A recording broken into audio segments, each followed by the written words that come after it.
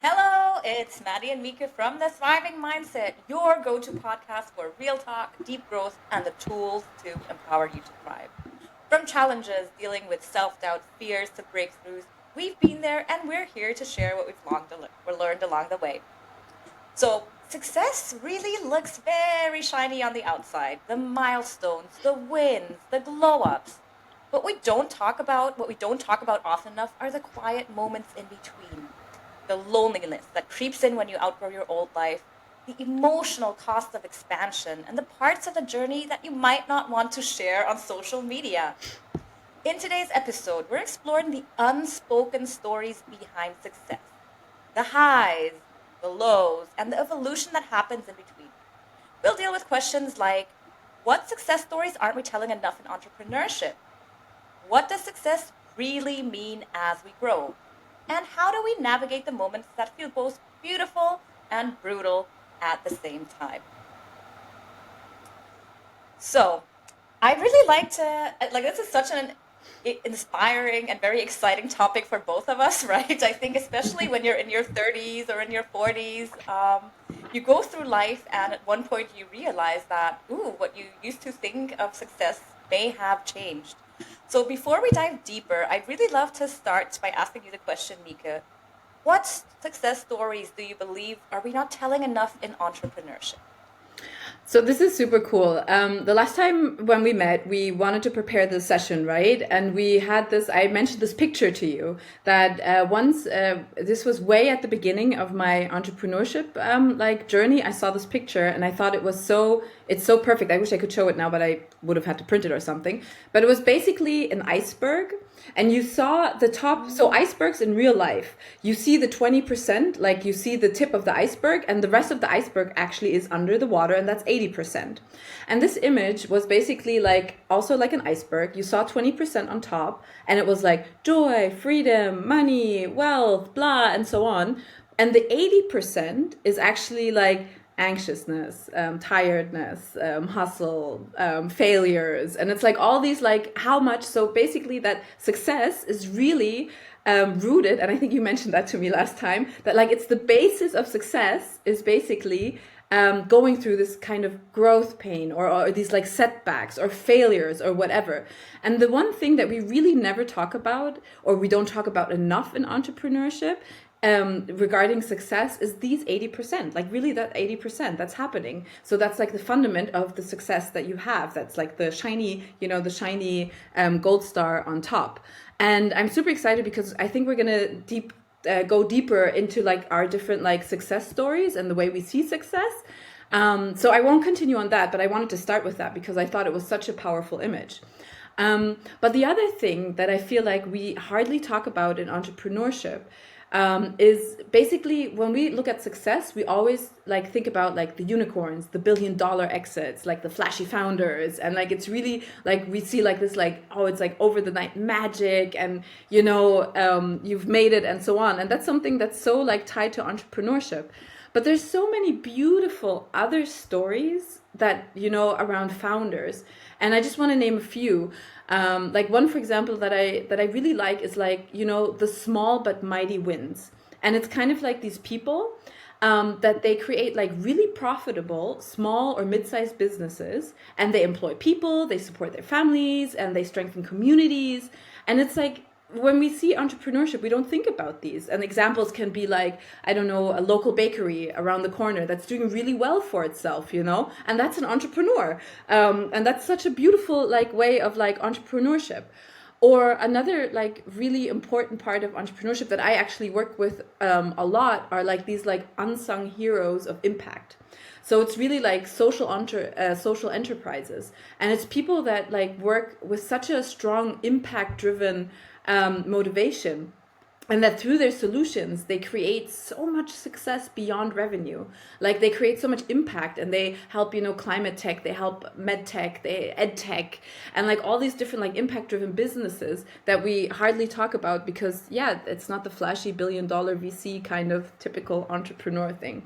And the third category that I really like is like the everyday entrepreneurs, and that's like coaches, or it's people who create like side hustles, or people that, you know, have like kind of like they create businesses that give them the autonomy, the flexibility, and that really, you know, create freedom for themselves, and they are everyday entrepreneurs, and I love it. It's like all these like, yeah, different kind of these different kind of categories. And I'm sure also for you, because you work together, you also work together with founders, right? And you work together also with like other entrepreneurs and stuff. What do you think are like stories that we don't talk about enough? Mm, thank you. So first of all, I just wanted to mention one thing that I had to think about as you were sharing.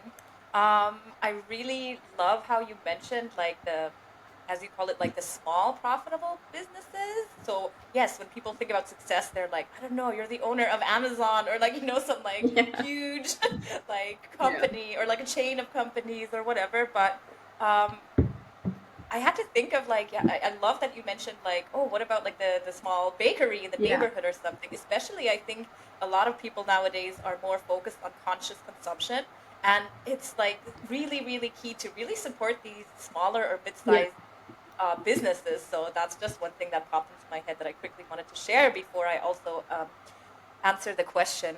So for me, I believe, and I agree with everything that you said, by the way. For me, I think, yeah, like a lot of people have this simplified um, version, or idea of success, this like before and after. Yeah. But I think we often forget like the messy part inside, like the parts that are, yeah, that are challenging, where you deal with fears, where you deal with self-doubt. And I think two things, I would like to highlight two things. So the first is um, success requires continued growth and resilience, and it comes with challenges. And a lot of people think about success like, ooh, overnight success. You worked like 3 months and now you have this amazing business. And there are a lot of, honestly, like business coaches that, or marketing coaches that kind of advertise like that. Once you Mm. work with me, like you're going to have your 10K in like the 3 months. I think personally, most of the time that's over promising, because success really does not happen overnight. And success is success, but I love this. It's a Korean quote: Mm. failure is the mother of success. And I think I've mentioned this before. There is no success without failure. Yeah. And success requires you to fail again and again. And even when you've reached success, and people on the outside might think, like, oh, this person is so successful. This person will not be succeeding all the time. You fail, you succeed. You have your wins, you know, your highs and your lows. You're not going to get to this point where you are successful for the Yeah. rest of your life. That doesn't really happen, right? So there's always Unfortunately like these not. wins. No. That would be great, but there's always these wins, but then there's always these setbacks, these mistakes that you make, these failures that you go through. Um, but as we talked about in a previous episode, like these failures are actually feedback, like they help you grow, right? So they're not something that you need to shy away or necessarily be afraid of, but they're really, I think, inevitable part of any success story. And I think the second thing that we don't talk enough about when it comes to talking about success is the emotional cost. I think it's Mm. very often overlooked. Like really gaining success and really chasing your dream, or going after your vision and creating it and making it your reality. In between, like when you're on that journey, it does get lonely. You do Yeah. need to make bigger changes in your life. You need to change your patterns, maybe even your lifestyle. There's, of course, a lot of that pressure that also comes with all of the responsibility. And especially when we talk about self employment or founding a business, like that comes with a lot of pressure and responsibility. And on top of that, there's always like fear of failure, maybe fear of judgment, fear of making a mistake, and also dealing with uncertainty. And this is one of the things that I think anyone who gets into entrepreneurship has to learn how to navigate. You have to be able to deal with uncertainty, because Yeah. when you go into business, there is no certainty. So you better find a way, or find different ways to deal with that uncertainty, because otherwise it's going to be very, very painful. So I would say, to highlight that again, the emotional cost that comes with building success is very often overlooked, and people often just try to talk about the glow ups and the wins, but then everything comes with a cost. You know, So, Hmm. It's so good because I think that emotional part is really it is overlooked and really forgotten because it's also it's such an operator's momentum, or what do you call it? I mean, emotions drive you, right? So they can drive you in both directions. So it's really, and we've talked a lot about the topic of emotion, right? And I just had to, when you were talking, I just had to think about two more points. And one is, nobody talks about the boring stuff, right? Like bookkeeping. I hate bookkeeping. Right. It's so boring. And I think it's like, I don't know, I don't want to put a number on it, but a big percentage is really boring. It's like kind of like, Yeah. yeah, creating, invoices and, oh my God, Yeah. tweaking your logo and like, oh, things, some people love doing it, but whatever, like kind of the boring part. Yeah, so that's really also often forgotten.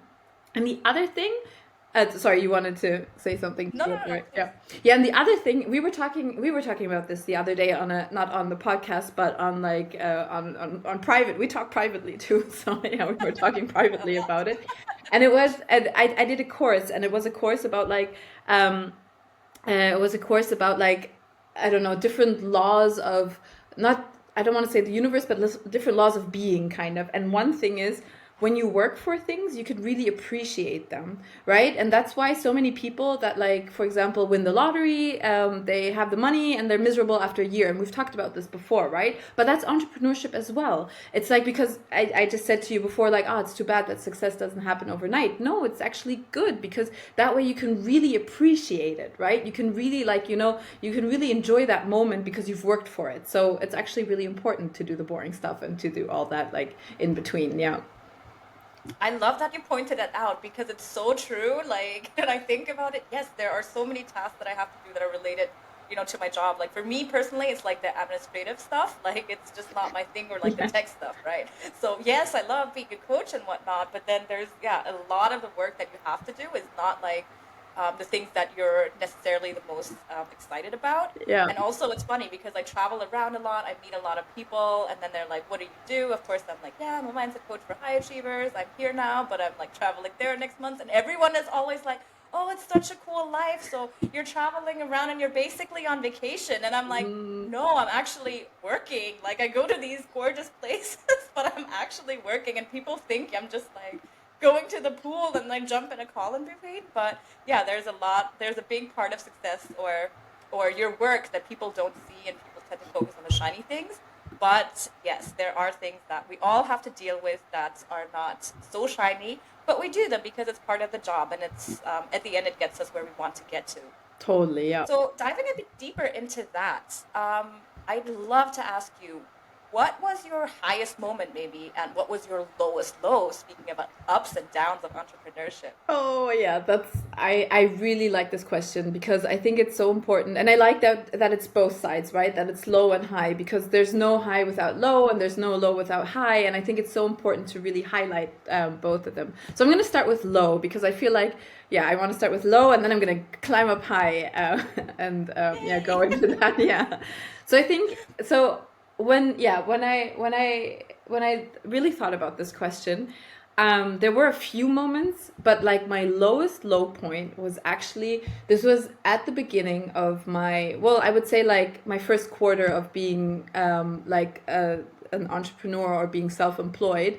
And I had this amazing gig, and I was organizing. So you have to understand, or the background to this is, so I'm an absolute education nerd. And I'm really like, when I started, I was all about like, I want to change education. I want to, I want to have the network. I want to be with all the people that are doing something within education and so on. And I had this gig, and I was doing exactly that. I was like hired to network. I was hired to like build up this huge booth for an education fair, and it was like a startup village with 20 ed techs, and I was just like, wow, it's so cool. I'm in the middle of everything and so on. And the problem, however, is I wasn't being paid properly for it, so I had to take on other jobs, so I could still, sustain myself, and I could still feed myself. And I remember so well at the mid. So this was a fair that went on for a week, and I remember so well, like in like day 2 or 3. It was something like there was a startup party on our booth, and I had to like check the electricity or something, and I was like climbing down under the table, and I was like looking for the plug, and for a second there, I just laid there and I just started crying because I was so exhausted. And I was so like, what am I doing here? And I was so like, everything just, and it was because of a stupid plug that I had to like, plug. But everything was just like, and I was under this table and around me, everyone was having a blast. And I was just like, I felt so lonely.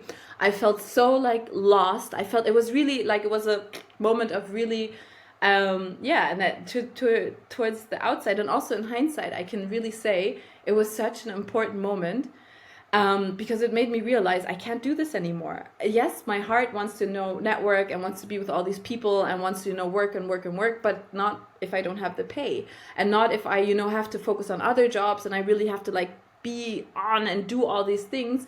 And yeah, so that was like a very low moment, or I would say even one of my lowest moments. And I don't know, to end the story, I basically wiped away my tears and I was just like, okay, whatever. I gathered myself again. I didn't show anyone that I cried, and I figured out the plug thing. I don't know, did my quickly, smudged to put my makeup away, and I went back out there and I was like, hey, it's all good. And yeah, and it was really, yeah. And I remember also when I drove back home with the train, I was just like, nah. And yeah, that was definitely a very, very low moment. But the beautiful thing is, after that, I was like, okay, I'm not compromising on money anymore. I need to really figure out and do the gigs that I can do that also will pay me, and not just because, yeah. But still, it was really, yeah, it was really a very awkward moment for me, and a very, yeah, very crappy moment in my entrepreneurship. But definitely, I felt the pain there. Also sounds, sorry, like a beautiful breakthrough moment though, and like turning point, because then you realize, okay, I need to get paid properly for what I do. And So beautiful lesson, painful experience. totally, and not in the moment, right? In the moment, I was just like, oh Right, no, right. quickly, okay, get away of the tears and da da da, and but it took a while for it to sink in and for me to understand, and I think that's also because in that moment I was, yeah, you're just so emotional and you're just so like. So yeah, but definitely afterwards came a very, yeah, and it came a good point. And maybe also as a little side thing, the moment I understood my worth, because it was actually my husband back then that helped me. We were dating still, and it was like he helped me like figure out what's your daily rate. How can let's calculate how much do you want to work, how much do you want to earn, how many like clients do you want, da da da da. Do you want different rates, corporate, da da da, and so on. And he really helped me understand it. And only once I understood my worth, I was able to ask for that daily rate. So that's, yeah, so that also came into that whole like moment. And yeah, so that was actually also kind of cool.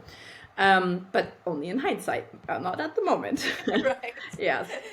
And yeah, and one of my highest moments, there's also so many high moments. I really have to say that's the beautiful thing. Those 20% of the iceberg that I mentioned at the beginning, they feel super, super strong, right? And that's why I think we feel the success or whatever, they feel so strong. The 80% also feel strong, but somehow, and I think it's a psychological thing, maybe you know it better, but we remember positively more the past than we remember the negative. I think it's like Positive bias. right? It's like unless your program maybe differently or whatever, but I think it's in general, or a lot of people, yeah, remember the highs better. Anyway, so my highest point was definitely doing a TED talk or a TEDx talk 2 years ago. And the reason it was so cool is because I got to speak about the transformation of our education system, and how only through education, like if we change our system, we can also contribute to climate change, we can contribute to finding solutions to basically any problem that we have in the world, because the fundament is education. And the reason this was such a high moment is 3 reasons. Number one, of course, being super proud because you're being recognized. I mean, TEDx is like, it's a cool thing. You're being recognized. You're being asked as an expert to come and to speak about something, and it made me super proud that I was able to do that.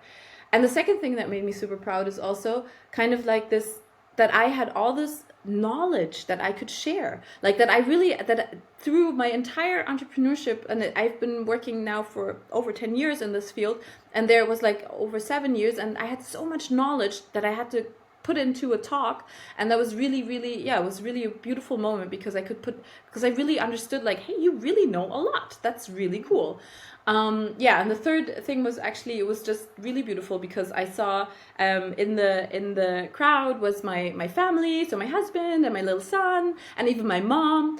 And the funny thing is, like, my mom never understood what I did, even though it was like, hey, education, and I'm changing it. She's like, okay. She doesn't understand it, but you could really see that she understood, and she was also so, yeah, she was so proud, and and no external validation, yes, no, whatever, but that was a really beautiful moment, and to have like, yeah, have them there. And my son was 3 or 2.5, so he's just like speaking, but like baby speaking, whatever. And he came afterwards when I got off the stage. He came like, "Mommy's changing education," and like in a very like baby way. And I was like, "Oh!" And like of course, my husband told him to say, not just told him to say that, but he was just trying to understand. And it was just, yeah. See, even though I'm like, I could get tears from that because, yeah, it was just a really beautiful moment that you get to share what you know with the people that you love, but with also a community of people. And yeah, that's definitely a beautiful high moment. Yeah. Oh, I'm getting Yeah. goosebumps Me because I was too. literally imagining you like coming off stage and Yeah. then your son being like, Yeah. "Mommy, you're making you're Yeah. changing And education." not that he Because I gets also it. remember that we were sending voice notes as you were preparing for the TED Talk, so I'm like, wow, yeah, And the right.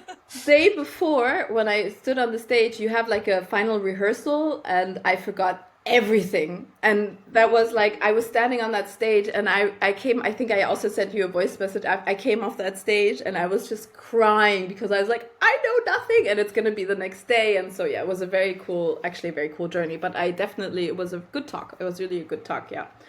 All And right. you crushed it at the Yes. end.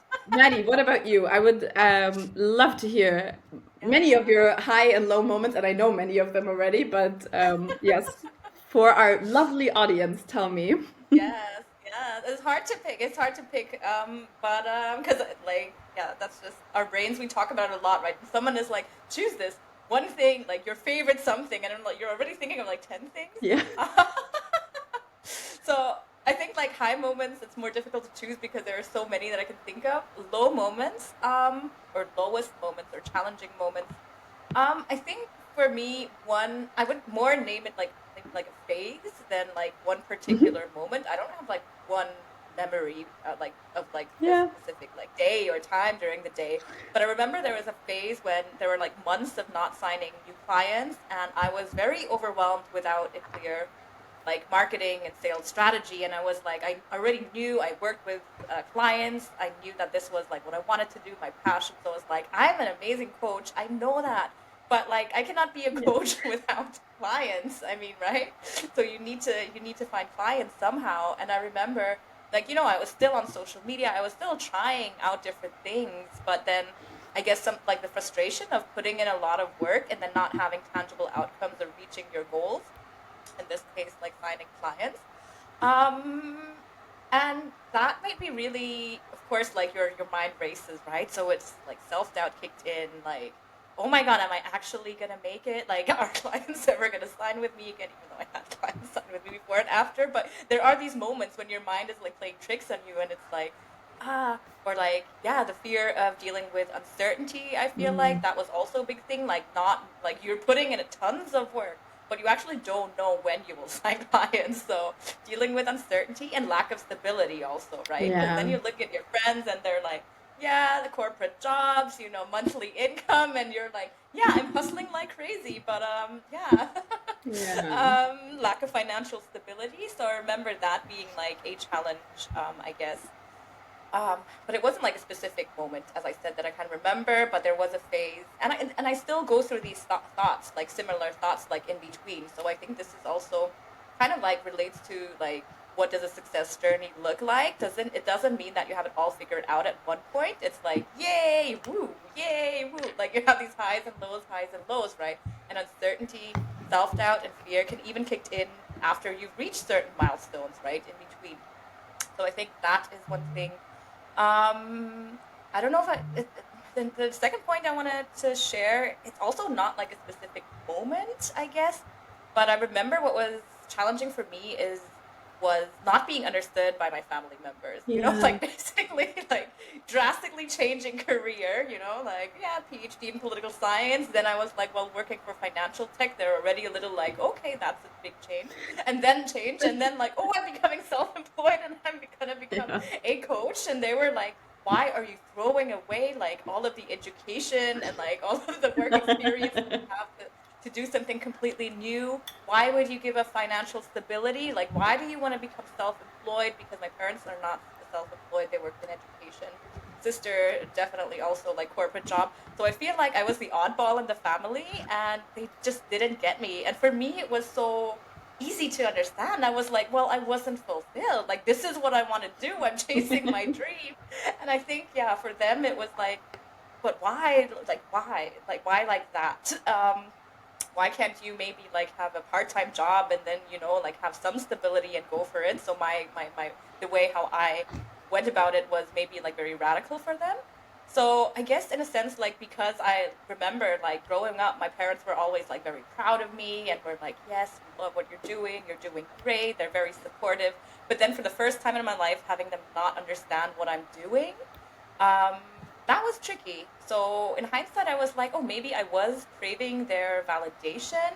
And it really took time to do quite some inner work for me to be completely okay not to be understood. Yeah. And I'm so happy I'm at that point now. Like I'm like really, it's not just being okay. Like I'm totally fine with it. Like it's fine. I can accept it, because I know they'll love me.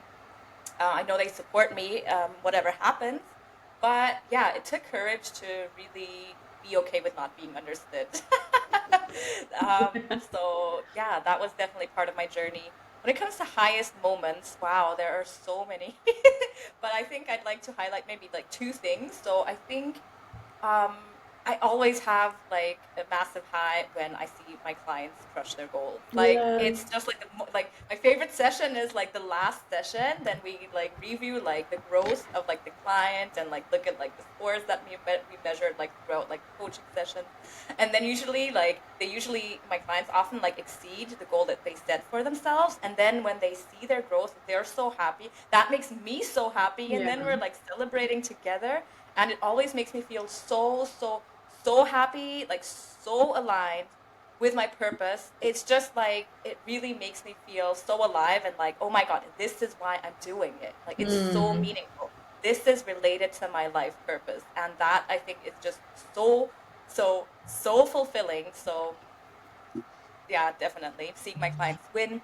And the second thing, I think for me, this is also not one particular moment, but I love to travel and work from Mm. gorgeous places. I don't know, go to Bali, go to Thailand, wherever, where the sun is shining, beautiful co-working cafes, sometimes beach. And I just love having the freedom to travel and work from anywhere. And I remember, like, I'm so grateful. Like, literally, I'd be like sitting somewhere, and then I'll look around, and then I'll really think, Mm. like, oh my God, I'm so happy and so grateful that I chose this lifestyle and created it. Like, it makes me so deeply fulfilled. Um, so those are definitely parts of my highest moments. And to emphasize again, there are so many high moments. Mm. So it's not just one or two, which is great.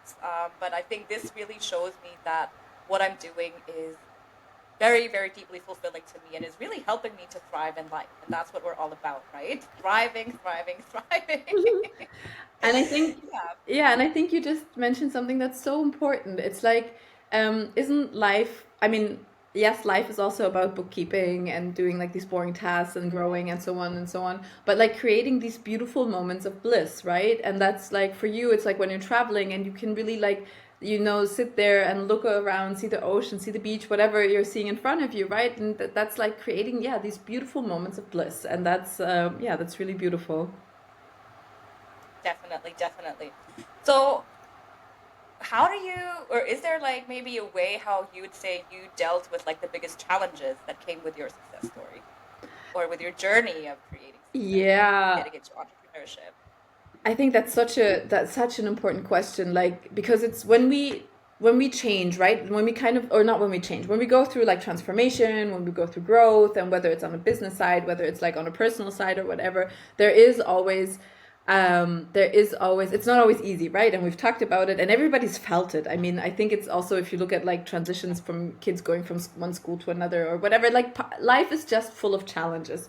That's what, it just kind of is. And it's like, and I think there are always like different kind of ways that how you can navigate these. And when I look at my own personal story, so for me, a lot of stuff changed in the end of my 20s. And I kind of really feel like I really woke up end of 20s. So it's kind of like before it was just like my life was kind of on autopilot. And I was like, kind of like, and then, and it wasn't like, there weren't high highs, low lows. It was just like flat kind of, and that's, which is pretty low if I look at it back now, but like whatever, and that moment was like kind of like, that's my life, so kind of. And then with like, no, but there were high and low moments, of course, but still, anyway, but I really woke up with like the end of 20s. And when I look at that time, at first, of course, it was super, it just went into a very like, it was really, there were a lot of challenges because a lot of change was happening. I was like kind of transitioning from this, from being like in a long-term relationship to then like living on my own. I was transitioning jobs. I was like new friendship circles. And it was really, it was really like kind of like these like changing these old routines and creating new ones to create the life kind of that you wanted to have. And like through all these challenges, it really like, I think the beautiful thing is I did a lot of the stuff very intuitively. I was talking to actually a friend just today, and kind of like to do it like in a way, it was a lot of stuff was very intuitively. So what I did is, or what really helped me to navigate like kind of this change and this loneliness and so on is, I first started building new circles because I knew, I was at home and I was alone and I was kind of like, okay, I don't want to be home and alone. And, I'm a social person and I like people and I like going out. So it was like kind of like, okay, I need new circles. And it's not that I was like, okay, I'm going to sit down now and I'm going to look for new circles or whatever. It was, of course, kind of like, that's what I mean with intuitively. It was kind of like, hey, there's a meetup there, or there's an acquaintance that I don't know very well, but we kind of get along and they're going for a drink, I'll just join, so it was kind of like seeking these new kind of circles and then like really like then going deeper into it, like, hey, I like this topic, maybe I'm going to check out this and so on. So I think that's like the first thing that like really helped me out of like being lonely and having all these challenges and so on, is like looking for like new kind of circles. And the other thing what I did is I actually really prioritized fun. So I also say responsible fun. It wasn't like I was like, oh, I'm going to go crazy now or whatever, but it was really like kind of, it was, it was a time where I was just like, okay, I'm sad and the life is challenging at the moment, and you know what, this is fun and not numbing, and of course there's moments of numbing because you're gonna drink till 4 a.m. and you're gonna go to a bar or whatever, and that's fine, and I'm thankful for myself that I did that back then. Of course it gets not good if you keep on doing it and keep numbing yourself, which I didn't do, but you have moments of like, of like a lot of fun. So that was kind of like, it really, it was good for me, and it was something to like, to kind of have this like, to prioritize fun. And fun doesn't only have to be drinking. It can also be a wonderful yoga class. It can also be like, creative outputs. It can be meeting you in the park and doing, yoga sessions or whatever. So it's really, so that's kind of like the different kind of like ways of having fun. And another thing that really helped me is, since I felt like I had nothing to lose, I was brutally honest with myself and with others.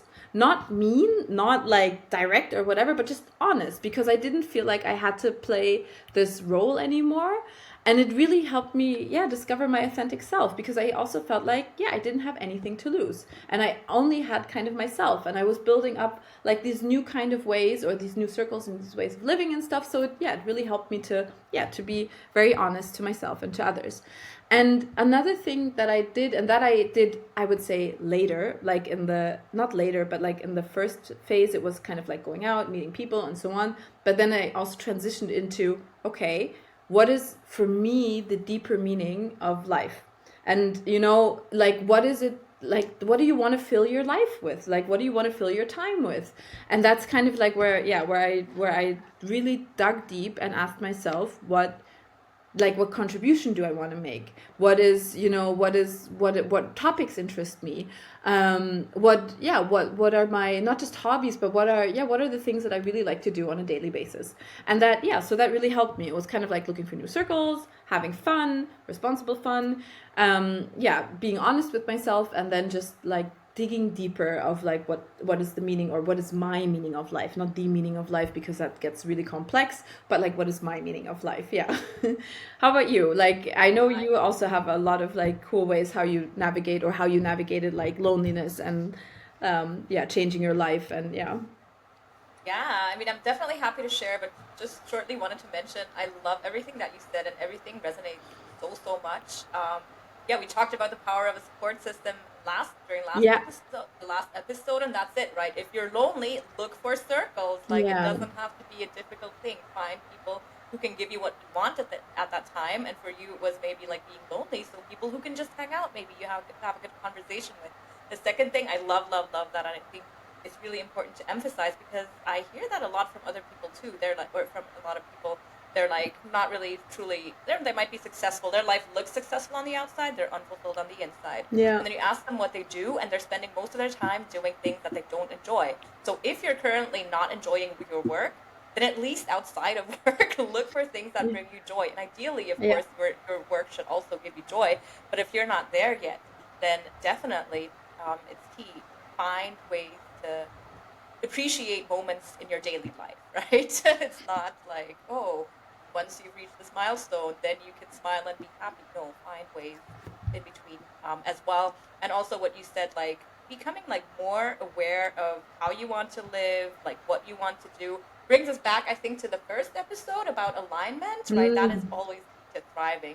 And I love how you also said your life changed a lot, like in your late 20s, and that's where a lot of changes actually happen. A lot of transformations were intentionally made by you. And I think speaking to a lot of more like self-reflected, conscious, more self-aware people, maybe there is always this journey, right? You always yeah, hear it. Yes, you tried out different things. At one point, were unfulfilled, and then became like like did the inner work, became more self-aware, and then find like what path is aligned with what they want. So I think this is a very classic story that and I love hearing other people's stories like that, because it's always so inspiring, because then you also get to hear like what excites them, what are they passionate about, like what brings them joy, how did they want to make this world a better place, essentially, right? yeah. So very fascinating. For me, I think what really helped a lot to deal with challenges was a lot of mindset work. Yeah. Not a surprise, probably coming from a mindset coach, but I'm someone who strongly believes that you create your own reality based Mm, on what you believe consciously and subconsciously, right? So there's always this bias, right? So if you believe you're going to fail, you're going to act like someone who's going to fail, you're probably going to fail. If mm, you believe you have what it takes, then you're going to succeed no matter how, you're going to get there at some point, right? Um, so I think mindset is always very important. And one thing that I realized was when I wasn't having this financial stability, and I was feeling kind of like low, like what if this fails? I finally found what I want to do. I want to be a coach, but I need clients. So I compared myself to like friends and others who had more income, who had more stability, and I really learned to not define my worth based on my external achievements or cool. income. And Mm, this really took a time, because I remember there was shame, like when I was looking at myself and comparing, and I was like, well, I'm already like, I don't know how old. Look at how the others are doing. Shouldn't I have reached my, I don't know, next 3 milestones already? yeah. Um, but it really helped to intentionally be like, it doesn't matter. Like, I'm doing what I want, and my worth is always there. Doesn't depend on my milestones or my income or how much other people make or anything else. So I think that was one of the biggest lessons that I learned throughout my journey.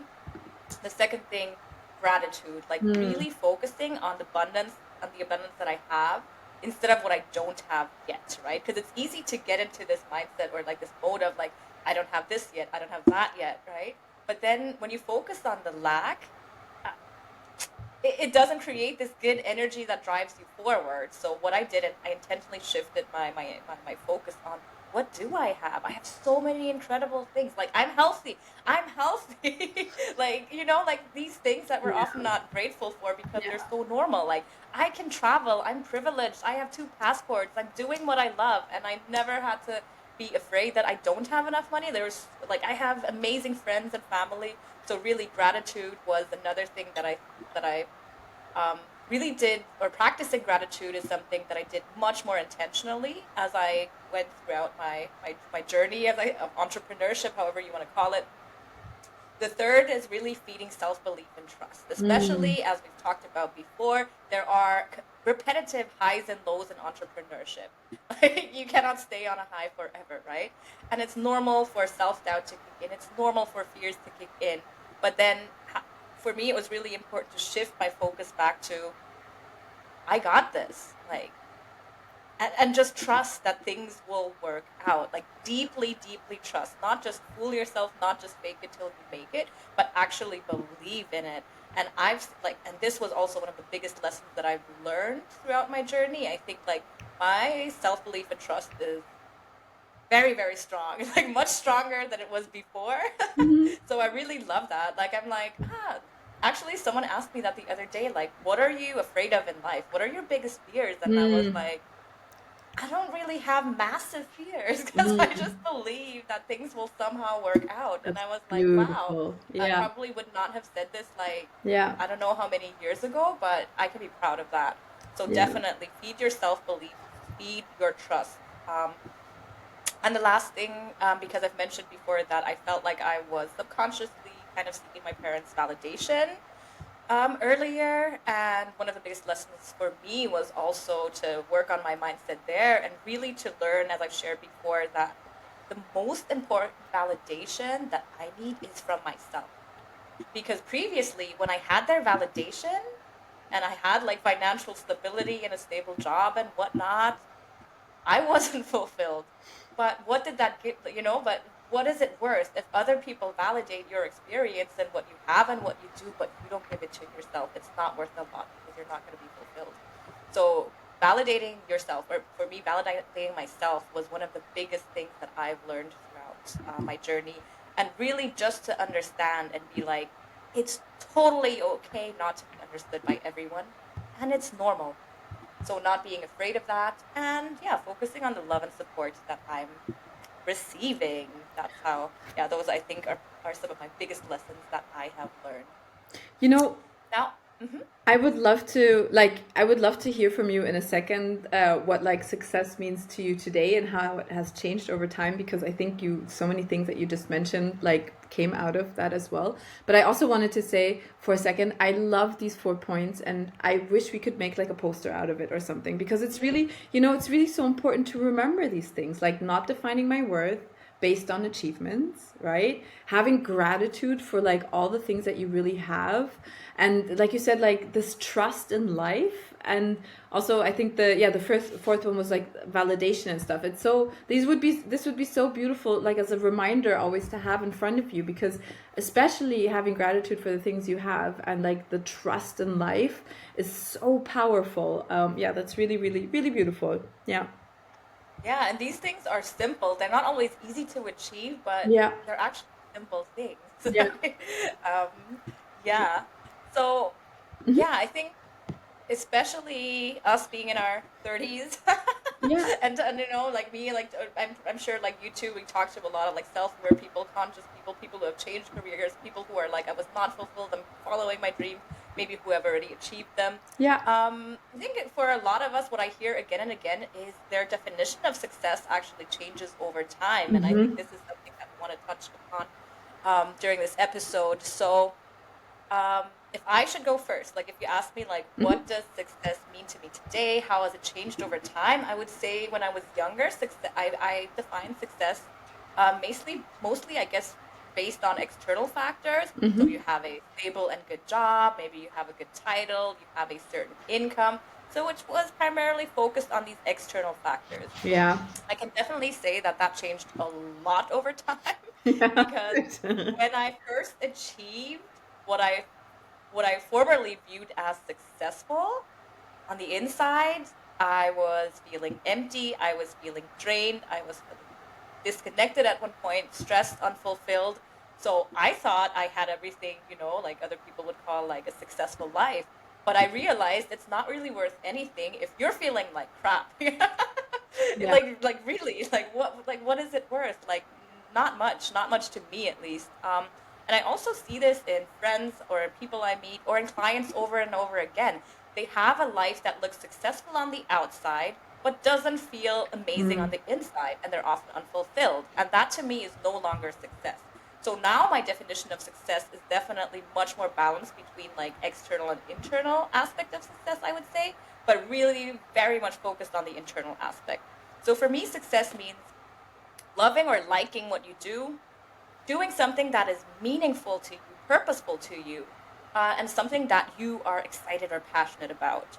So it's really about doing something that feels aligned with who you are, something that's aligned with your values and your goals or your vision, your dreams, however you want to put it.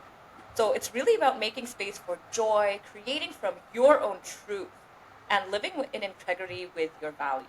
So basically, to sum it up, I would say it's really about thriving in life, including in your professional life. Hmm. Um, and one thing that really changed for me was I used to like money. I think when I was younger was kind of, how would I say it? Like money was a big part of how I defined success. So kind of like an end goal. And now my perspective has shifted. Now money to me is not an end goal. It is a means. It's a Yeah. tool to experience and do the things that I want to, like traveling, have nice meals, go to a massage, like whatever it is. But money is not the goal. It's just a tool to experience the things that I want to. Yeah. And yeah, I don't believe in success that feels like that doesn't feel good. Yeah. So success for me ultimately means that you are happy and satisfied with your life. How about you? Like, did your understanding of success also change over time? Yeah, 100%. I think I can, yeah, I can agree with you exactly. It's the same thing because, and it's such a curious thing, right? If you think about like, why is it that our society is so why is that like this topic of money, of wealth, and like luxurities, and like, I don't know, fancy clothes and cars and so on, why is it so prevalent that, and for people like you said that do the inner work or kind of that go a bit deeper or whatever, that you understand that that's not what it is, right? And it's really, yeah, for me it was the same. It's like all the cliches. It's like a high paying job, and yeah, all these, like, I don't know, like I said, like these societal cliches of what it looks like being successful, being a successful man or a successful woman, or whatever. And I, what I want to add to what you just mentioned, because exactly, it's really about like having, like, being able to do what you want. And it's really, yeah, to add that, for me it's so much of the whole like topic of having the luxury, and I'm purposefully using the word of luxury, of time, of being able to really use my time the way I want to use it. Yes, I still have to get up early because my baby wakes up early. Yes, I still have to go to this appointment because whatever that happens. But in general, most of the time, I get to choose what I want to do. And most of the time that I have, I really get to intentionally use. And that is such a beautiful and so a beautiful, important thing that most people don't have the luxury or have the privilege or whatever it is. And I think with this topic of time also comes like this. I kind of want to call it that I own my own mind. And I know that sounds a bit like abstract, but I think it's because I have the luxury of time. I'm not in this rat race of exhaustion of a job from 9 to 5, and then I still have to bring the kids to soccer or whatever, I don't know, and I just have this like exhaustion that I actually, I'm out of the system, and I'm able to, nurture my mind, and I'm able to kind of like make time to, have great grand ideas and work on my mindset, or yeah, work on, or just to be able to think that there is a life that's different. And I had a conversation with a lady I met her new the other day, and she used to be a nurse, And she was telling me like that when she was in the system of being a nurse, she was just constantly exhausted because she had day shifts, night shifts, weekend shifts, da da da. You come home, you wash your clothes, and you're just constantly in this like rut, and you can't get out. And she only got out of it once she went into parental leave, and it was the first time that she could actually. In parental leave is really exhausting because you have a kid, so you can see how exhausting it is to be a nurse. But still, she was like, this was the first time that her mind was free from like kind of like being trapped in this like nursing. And she loved being a nurse, and she loved helping people and so on. But it was really like, yeah, and what a luxury again to be able to own your mind. I'm just gonna call it that, to kind of like, yeah, to own your mind. And I think a third component of success for me is really being that you found something that you love doing, because that's also not typical. Most, like a lot of people, I whatever most or how many percentage doesn't matter, but a lot of people haven't found that yet. And that's such a, that for me it's such a success that I have found something that I really love doing. And you mentioned it before, and I always like to mention it as well, health. I mean, oh my god, I'm so successful because I'm healthy, you know. And there's so many people that like, yeah, that aren't healthy, so it's really, yeah. And last but not least, I think the aspect of money is absolutely important. And that's the way you phrased it, is exactly the right thing. It's a means, it's a way to create experiences, to keep your health, you know, and vitality, to create your own like time moments and so on. And yeah. Yeah. Yeah, I think also for me, like, because money, I see it as a means now to experience what you want. There is no um, how should I put it, like standard for success for me, because everyone can define it on their own. Like, if you want Yeah. to go traveling all the time and want to, I don't know, go to massages and eat out all the time, whatever, go to, you need a certain amount of money, then, and you do what you love and you make that money and you do all that, that can be your version of success. Someone might be happy with a smaller bakery and they Yeah, like staying in there, like it really exactly. depends. Like Yeah. success for me is no longer like an objective thing, or there is no objective standard. Everyone can create their own version of success. Yeah.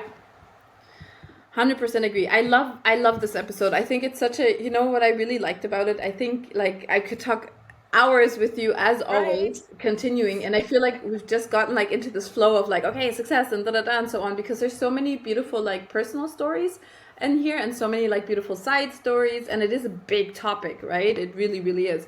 But we have to start wrapping it up. And we always love doing like a final exercise or like kind of like a mindset shift. And I know you've brought a beautiful one today. So yes, I would love to hear what you have for our beautiful audience. Yeah. Yes. So, this is a very short exercise.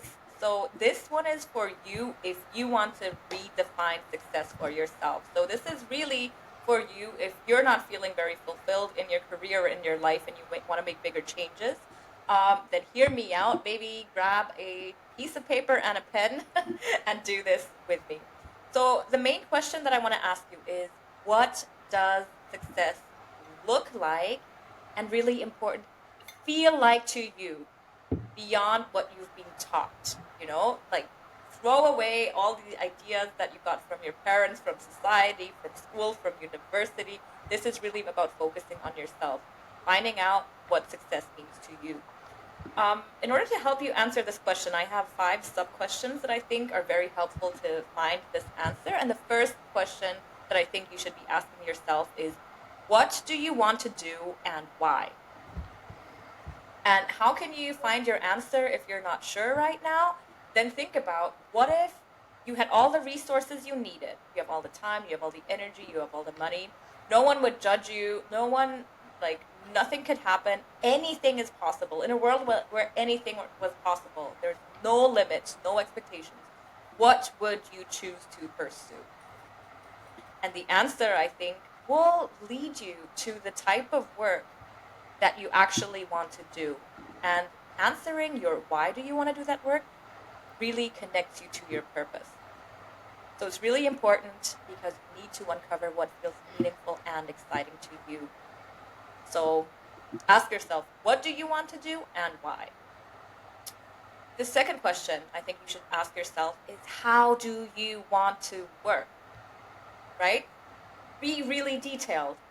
How do you want to work? Do you want to do physical labor? Do you want to sit in front of a laptop? Like, I don't know, like, how do you want to work? Do you want to work alone? Do you want to work with others? Do you want to be a lot of talking? Do you want to do a lot of problem solving? Like, how do you want to work? What works for you? So find your answers there and write it down. The next question is, when, with whom, and from where do you want to work? So we're getting deeper and deeper. Like, are you a night owl? Do you want to work like at night? Are you the morning person? Do you want to get up and just like start crushing it? Do you want to collaborate with certain people? Do you want to lead a group? Do you want to be part of a group? Do you want to go to office? Do you want to go to co-working spaces? Like, really think about, or who are your ideal clients? Really think about when, with whom, and from where do you want to work?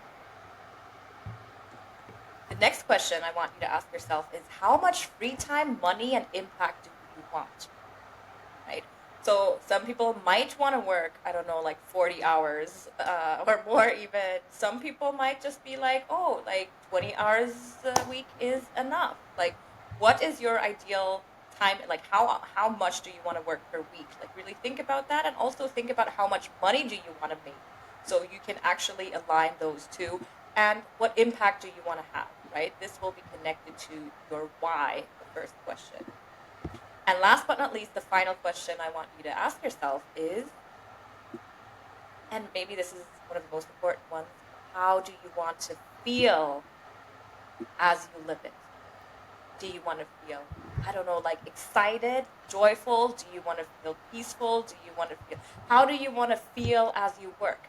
Because as we've talked about it today, success is not, or doesn't necessarily just have to be based on external factors. It's also an internal experience.